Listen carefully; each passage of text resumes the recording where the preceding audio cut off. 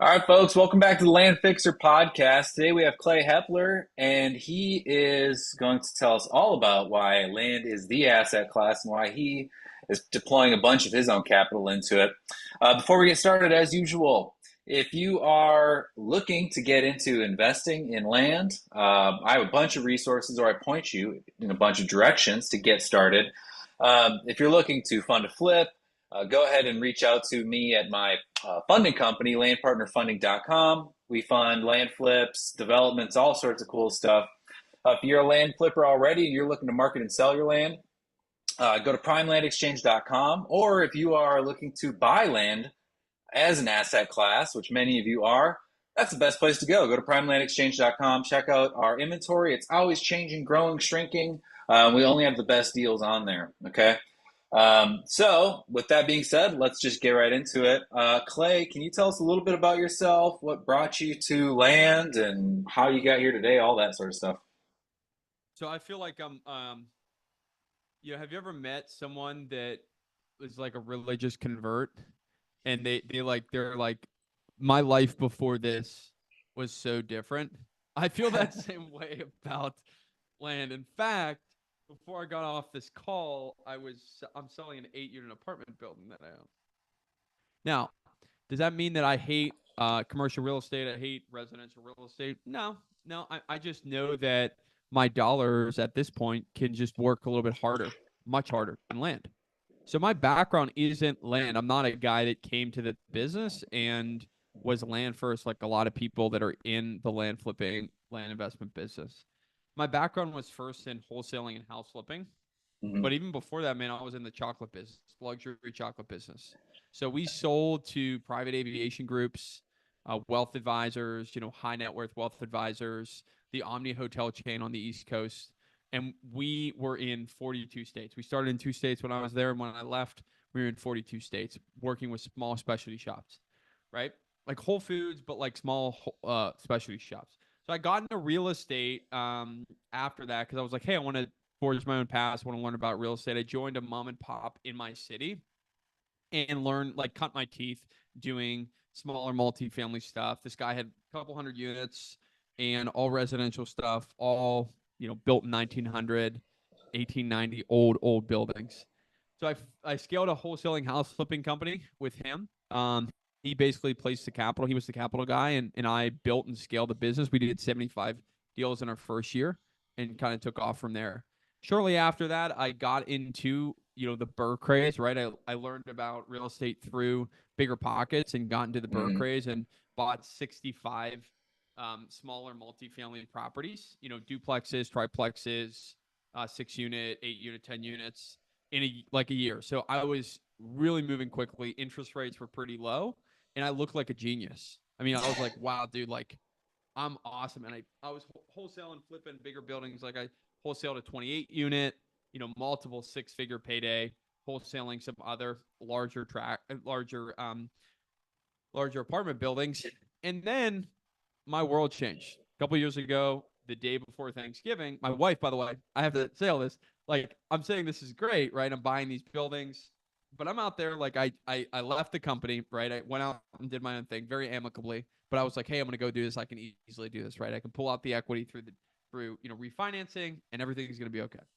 My wife had a 6-figure job though. So like, you said, oh, this guy's super successful. And people make themselves seem more successful Yeah. when they talk. But when you look at the numbers, it's much different. So she had a 6-figure job, man. And we were coasting off. We got some cash flow from this. But all of a sudden, these buildings are built in 1900. Okay. So when you get a roof or a terracotta sewer line that's on the side of a hill, because the city that I invest in, there's a lot of hills, you got to spend $30,000. That cash flow that you think is there, right? Even if you hear like the Bigger Pocket stuff, which is you get $100 per unit, dude, that's $6,500 per month in cash flow and net cash flow, right? We're talking about why land. Well, I saw this really quickly that this was not going to pay for my life. So my wife gave me that call a couple of years ago, the day before Thanksgiving. Her company went under, and so I had to scramble to figure out a way to produce cash quickly. And I had the background in wholesaling and house flipping, But I saw land, I learned about land, I was flirting with it. And I was like, dude, I can come into this business. There's no one talking about this in RIAs. There's no one talking about this really outwardly. And even the podcasts in the space now, compared to wholesaling and house flipping, they're like peanuts. Very few people know about land still. And so I got into it and haven't looked back. I mean, I love it because of a variety of different reasons.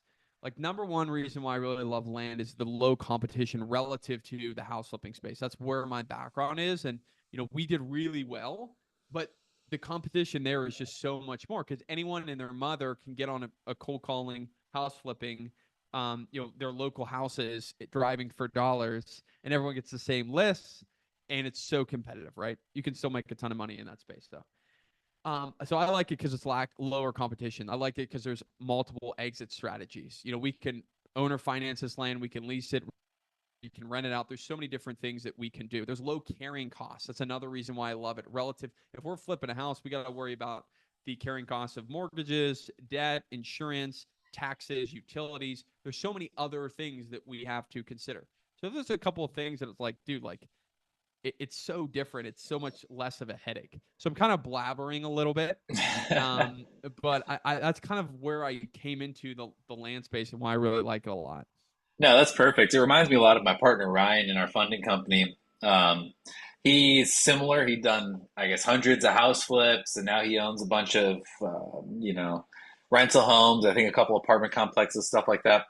And he can't get away from it fast enough. And now he's kind of looking at all these, units that he owns as handcuffs. He's like, well, if I go through and try to sell them all in a year or something like that, it's going to have all these crazy tax implications, and he's too fiscally responsible to do that. So now he's like, well, I have to sell them one at a time, and if I'm selling them one at a time, I'm going to be selling these things when I'm 80 or 90. And in the meantime, what is he? He's a property manager. Now, like, yes, he's wealthy. It's served him. It's done all this great stuff, but now he's just a full-time property manager. Um, and when he was coming into the space, it was very similar. He was like, "I'm sick of this. I want to get into land. I want to figure it out." When we met each other, I kind of coached him up on the land space, and now he's like, "It's really not easy to compare, especially when you look at like what are worst case scenarios." Have you had any sort of crises in the single family rental business or multifamily business, and how expensive they were? Oh man, I mean, where do I even start? I'm dealing with one now, and it's going to cost me multiple. Getting sued from tenants. Mm, For really stupid shit, right? Like getting sued because of. I'm not going to go into it because I can't really talk about it, but yeah, yeah, yeah. just stuff that you shake your head and you're like, what? Um, so that you have more legal exposure, and then other stuff pertaining to habitability of apartment building units from boroughs that are much more stringent, everything, and just shelling out money. I mean, just shelling out money. And it's not just in land, it's so different. The reason why I think people are attracted to commercial real estate is there's this really clear tax benefit, right? And so if we make a decision based on a tax benefit, we think it's so sexy. Like I can reduce my taxes, I can depreciate it, but there is so much other stuff that is involved in the management of the real estate. And buying it right is just the first part. That's like 10% of it. You have to manage it right. You have to property manage it and asset manage it right. You have to be very, very thoughtful on like making sure all taxes are paid at certain times and making sure that you manage your tenants properly. So in my experience, like land is up because of the things that I talked about earlier, and also just the headache, the return on hassle. It's so much of a better investment vehicle in order to produce cash. Yeah, and not only produce cash, like a lot of the people that I talk to on a regular basis, they're looking for something that's going to make some money, but mostly like what's a safe place to put money. I think you and I are both very active real estate investors, so we're always thinking like, oh, I can squeeze a lot out of this, right? But I think there's a lot of people who are like, especially in these wild political times and these wild economic times, they might be sitting with, say, $100,000, in a savings account or, whatever, and they're looking at what it's accruing, and it's, 4%, 5%, 6%, 7%, something very modest. And if it's linked to the stock market, there's this potential for pretty wild volatility. So then you hear about people who are saying, well, you need to go buy gold or more stable assets, and it gets finicky. The more you give into these detailed investments, um, I get really concerned when I'm looking at anything now. But I look at land as an asset class, and I'm like, there's nothing that is more foundational, right? Mm-hmm. This has been fought over and clawed away from one another. Humans have been in constant pursuit of land, literally forever. As soon as we thought of the idea of ownership, I'm sure the first thing we owned was territory, right? So there's nothing that seems more safe and more simple than land, in my opinion. So even if you're able to buy land from a wholesaler right now at like 80, 85%, you can just sit and hold that for a few years and land bank on it. And that's what I think a lot of my clients are coming to me now who are making repeat purchases. That's what they want. They're just like, let me put my money into something that's safe and I know is going to have steady appreciation. And a lot of the time, if you're buying smart, you can buy a product that you can do forced appreciation on. So right now, it's a 40-acre field, but in the future, you could divide it into 4 10-acre parcels, right? Or whatever. There's ways where you can take a basic piece of land and add value to it. So I don't know. What do you think? Do you put your long term money into land, or is it just your short term flip money? Well, to be fair, I have not started the land banking process because I am in the accumulation stage. Mhm. So that is when accumulation, I mean, I'm trying to build a lot of cash flow quickly, and some of the mistakes that I made in the in my multifamily business have cost me, right? And thankfully, I have a really successful land flipping business, but like if you have to shell out multiple hundreds of thousands of dollars over a short period of time, like I made some poor mistakes, right? I made a poor mistake on buying a Airbnb in Colorado, and I've learned from these mistakes. But I'm not at the point that I will be land banking, but I will absolutely do that in the future, right? Um, so I think it's one of the best ways if you buy correctly to build generational wealth, right? We talk about a lot of the multifamily syndicators and other commercial syndicators talk about the generational wealth through these deals, right? Really, what they're doing is they're flipping apartment buildings, right? You're not really holding on to apartment buildings. Imagine if you had the ability to force the same amount of appreciation, but you don't have the problems of dealing with tenants, termites, or toilets. It's actually truly a passive piece of real estate. So when you talk about the risk adjusted returns of that, the risk adjusted returns of land is, dude, you walk out on a 40-acre tract, what's going to go on? There's, I mean, there's so much more security in that relative to a commercial asset or something like that. So I think long term, I'm going to have a lot of my cash just sitting in prime pieces of real estate in the path of progress. And then one day when I buy it for 10,000 an acre and someone comes and says, I'll give you 200,000 an acre, my grandkids will thank me. Yeah, yeah, exactly. And this is funny. It's something that, well, it's a tale as old as time. But when I first got into land, I was always fascinated because I'd be digging through property records in a county, and I'd see, man, this one family or this one person owns like 30% of the county. How does this happen? And I'm sitting here and I'll send them an offer, and they were like, no, there's no chance I'm going to sell you this property at this, because that is what they were handed, right? They were handed this gift of this asset, which they know is going to steadily appreciate. There's no rush to sell it. The only reason they would sell it is if you're buying it at the right price point. Um, and it also, there's this other beautiful fact where it allows you, if you're buying in a place you live, it's another reason that ties you to the community. Like land itself is different from, say, you have a bunch of gold somewhere, right? That gold doesn't have this, I don't know, this ability to tie you to a community. It's not serving the school system when you're paying your taxes. There's no sense of imagination. Like when I first few years I invested in land, I almost never went to properties until I started doing subdivisions and developments.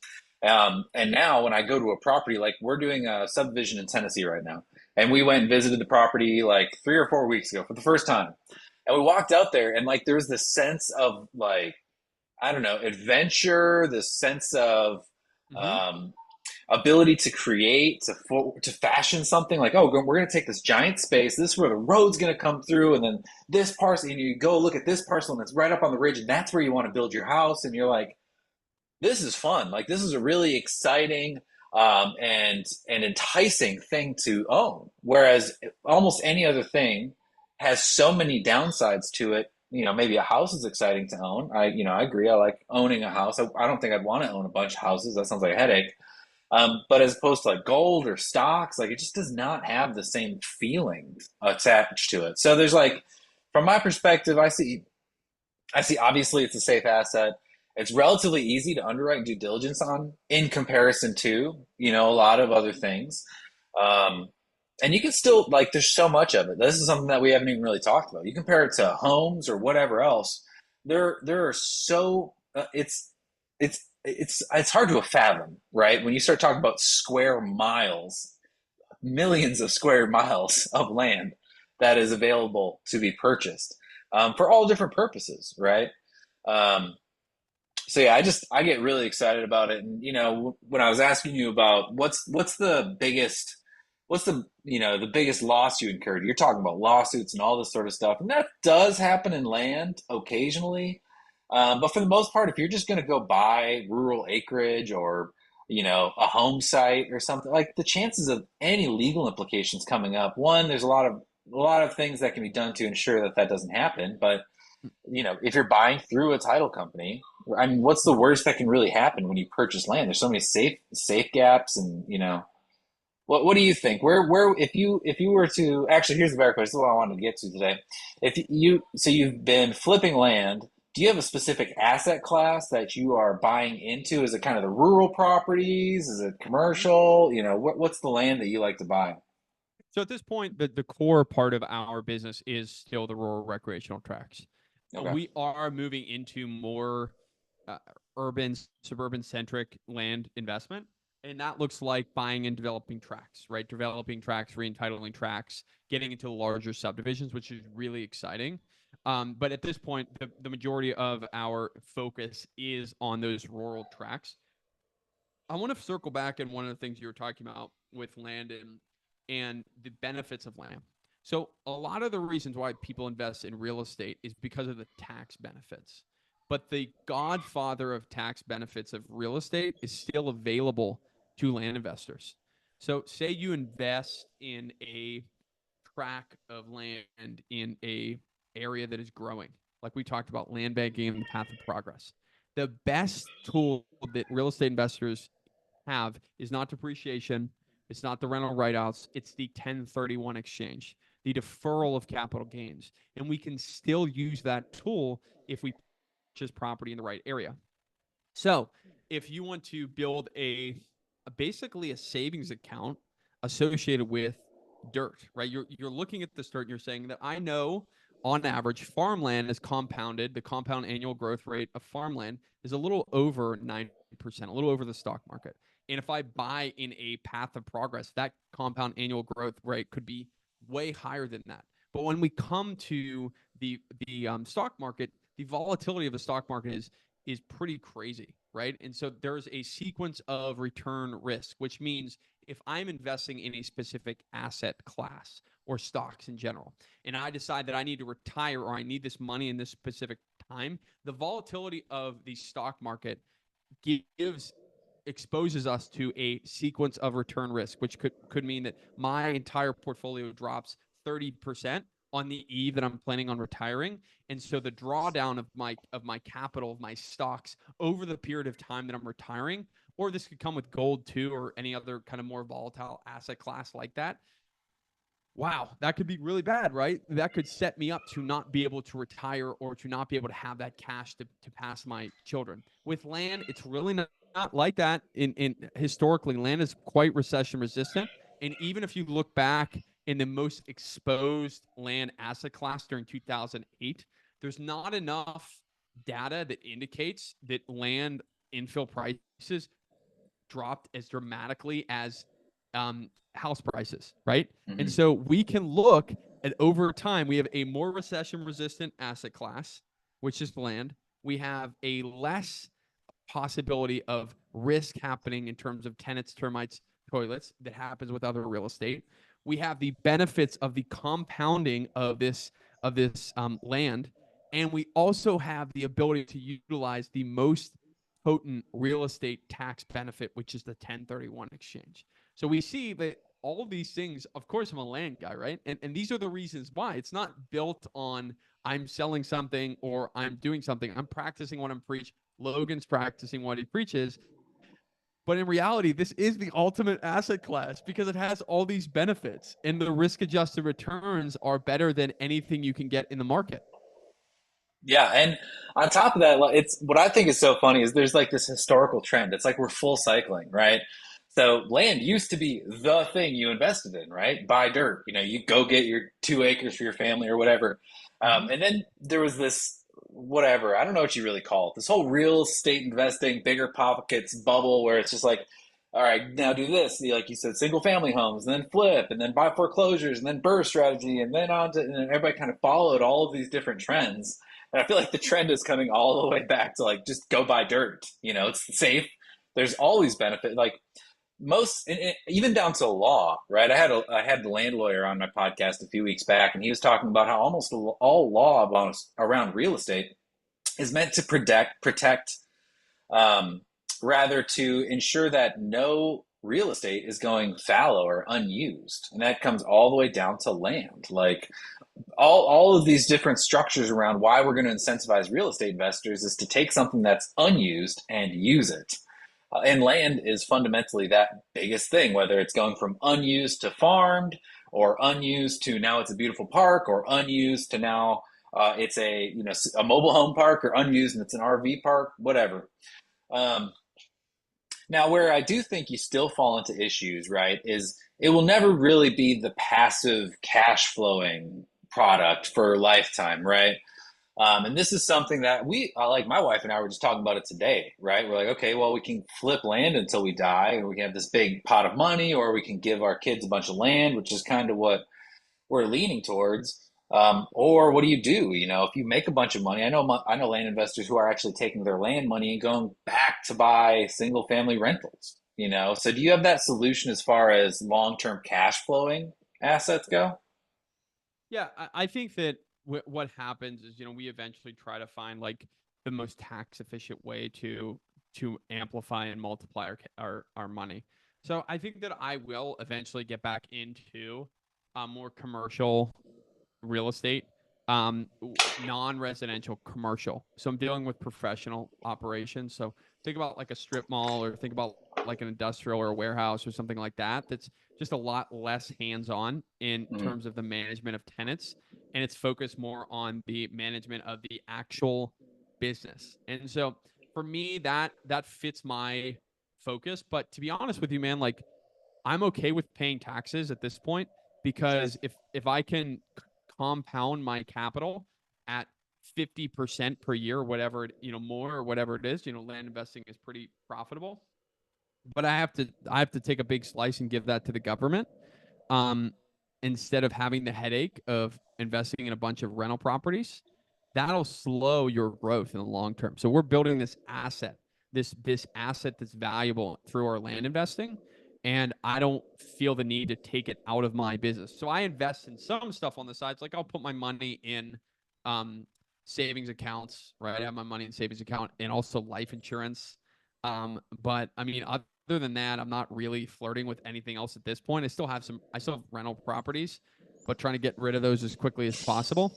But that's the focus of taking my money, put it in the savings or life insurance, and then leveraging that to continue to buy more and more dirt and flip more and more dirt. Yeah, and I think, I've been playing around with this for a while. I think the ultimate solution, I don't have the completed strategy around it. I actually did a podcast a few weeks back about land leasing. But I think some of the people who really figured it out are buying and maintaining ownership on land near big commercial intersections, right? So if you can find and maintain commercial property and then lease that as pad sites to Taco Bell and Starbucks Yeah. and whatever else, then you actually do have the ability to take land that you do nothing with, right? Somebody else is going to build on it and manage it and make sure it's kept. it's effectively like the best sort of triple net lease is a land lease to a big company like a fast food entity or something like that. So um, we actually got really close to doing a deal like this. We found, I can't remember, it was something like 20 acres of commercial land right at a major intersection. And we were going to buy it and entitle it for, I think a section of it was multifamily, a section of it was going to be for Ooh. self storage, and then a section of it was just going to be commercial nearest the road. And my whole goal was, okay, I'm going to entitle this property, chop it up, sell it off, and the only thing that I'm going to maintain is not necessarily cash profits, but I'm going to carve off two or three of these pad sites that I can put a Taco Bell on, a KFC on, whatever. And if I can get something like that, I mean, those companies will sign 25, 50-year leases. I've heard of 99-year leases. Um, so I think that's the closest thing you're going to get in land, other than like it go really full cycle, and that's like, all right, we're going back to cattle, right? Like we're just going to run a ton of cattle on this, and we're going to go back Right. to ranching, and then it produces for you forever because you turned that piece of land into a business. Which I don't know. I get more interested in that every day. I guess the older I get, the less I want to be in the city. I'm like, maybe some ranching sounds good these days. I don't know. Yeah, man. No, I understand, and I know a family that did that. They got a piece of dirt close to an airport in the city that I live in, and they put a massive gas station, a Wendy's, a Taco Bell, a strip mall, and a hotel, and they have that piece of land, and they absolutely murder. Yeah, They murder, yeah, and they don't have to do anything. They own it, and they ground lease it to the developer who developed the strip mall, the developer hmm who developed the hotel, the developer who developed the gas station, and the Wendy's and the Taco Bell. And yeah, I mean that you're right that is a good way to get into it. But a lot of times, what ends up happening is for those types of deals, there's a lot of cash outlay, a lot of cash outlay. And yeah, so if you want to control them, you're going to need to control them with investors. And then a lot of times investors are not interested in long-term holds, right? Because they want to get a good IRR on their money. They don't want to just hold in cash flow. And so it becomes more complicated for people that are not from the Silver Spoon Club to get yeah. those types of properties. But again, you can reduce your basis by selling off portions of it. There's a lot of different ways to do it. hmm But I definitely would be interested in that as well. Well, we'll have to brainstorm that off camera one of these times. But well, I think we're getting close to the end here. Clay, you've been super great, man. It's great learning about you. But I believe you have some stuff that you want to announce and talk about. So, what do you got going on that maybe some of my listeners could take advantage of? Yeah, sure. I mean, I am very active on social media, right? And so I talk about land investing, land flipping on Twitter, Instagram, LinkedIn. Everything is Clay Hepler or land-man.io is my website. If you're interested in learning a little bit more about land investing or maybe starting a land investing business, I do have a program that helps people get involved in this stuff. And you can fill out an application on my website. We are launching relatively soon. It's not out officially yet, but we are launching soon. But that's application only. And they're just kind of only people that are really, really interested in doing that. We'll take 4 to 6 people a month for that. So if you're interested, you could fill that out. But if not, I post a bunch of free content like Logan does on all my social medias, and you can follow me there. Yeah, and so you're not doing like the standard land course or something like that. You're taking a small group and you're really guiding them through setting up a business, right? Yeah, so it's going to be more high touch, a little bit more of a premium type of group. It's not a factory. I'm not trying to create a factory. I'm trying to do 4 to 6 people per month that are really genuinely interested in building 6, 7 figure businesses. Instead of trying to shotgun and have 20, 30 people a month and only 50% of them succeed or Oh, 40% of them succeed. we're talking. That's being very gracious. Every once in a while, I'll do. I'm actually about to do it again. I'll go through and I'll post in all the Facebook groups. And I'll be like, "Hey, I'll do 15-minute phone calls with any land investor who needs help with anything, to the best of my ability, just for Oh free. I'm not man. selling you nothing, just." And dude, my phone will light up. And I'll talk to. Last time I did it, I talked to 45 people in 15 days or something like that. And most of the calls that were supposed to be 15 minutes bled into like 20, 25, 30-minute calls. And it all came down to the same thing. It was people that paid 10, 20, 30, 40, $50,000 to some Oh, guru with coaching, and they're going to hold your hand and you get their CRM and all this sort of stuff. And they're literally, they make two or three bad land purchases, and all of a sudden they're into it like 50, 60 grand, and they're out of capital. They're like, I can't buy anything. The properties I bought aren't selling. What the hell do I do? I even got so far as like, I wanted to help these, like, okay, I'll buy this one wholesale. I might be able to make a little bit of money here. I was like trying to bail people out. But yeah, these, I still think you can add a lot of value to somebody's life with sort of small group. I'll do one or two students at a time and walk them through coaching. Like, you can really change someone's life. But as soon as you try to like create a coaching program that's universal and you can teach 100 people at a time, you necessarily have to remove all of the super useful details. Because like, how are you going to sit and tell someone about, all right, this is how you set up a team in Texas while you're operating in Chicago, or what, it just gets so detailed that you have to have someone who's one actually done it and still does it regularly, which isn't most coaches right now. Um, I know. Yeah. or two, like, Yeah. you have to have someone who's really going to be able to spend time with you. And if you go above a certain number, it's just not feasible. I mean, two students for me is overwhelming, because I Well, need to so give them a lot of time. and also like, to be fair, most people say they want to get into a business and they're not committed. Yeah. And so there's a reason why there's an application process. Because I don't want to take someone that like, people have reached out to me and say, "Hey, I have like $10,000." I'm like, that's not going to cut it. Mhm. Right? You can't market and build a business on $10,000. There are business building gurus that charge $25,000, and you got to put $120,000 down to buy a business, right? And you expect to get involved in land investing. And the picture that has been painted is this is easy. No, it's less competitive than wholesaling. It's a better business to scale than wholesaling and house flipping, which is the most comparable thing in real estate. But I mean, there are so many people that make false promises. And so the reason why there's an application process, and we even look at, we have X amount of applications, we will talk to maybe 25 to 30% at this point. And I say that is not a lot of data, but like most people just don't have the capital, the commitment to do it. And I'm not going to spend my time working with someone who's not committed Yeah. That's the because it biggest ruins your drain. reputation. It ruins your reputation. And I want people who are legitimately interested. And I don't need to like you. I don't need to do this. Like there's a bigger business opportunity here for me, which is why I'm doing it. Like I'm not doing it, obviously I'm doing it for the capital. Like I'm not saying this is the goodness of my heart. Like I'm doing it. There's an opportunity here for me to produce more revenue in my life, but I don't want to produce revenue like I'm buying an additional house. A house can produce revenue, right? But I'd rather focus on flipping land. Hmm. It's the same exact thing here.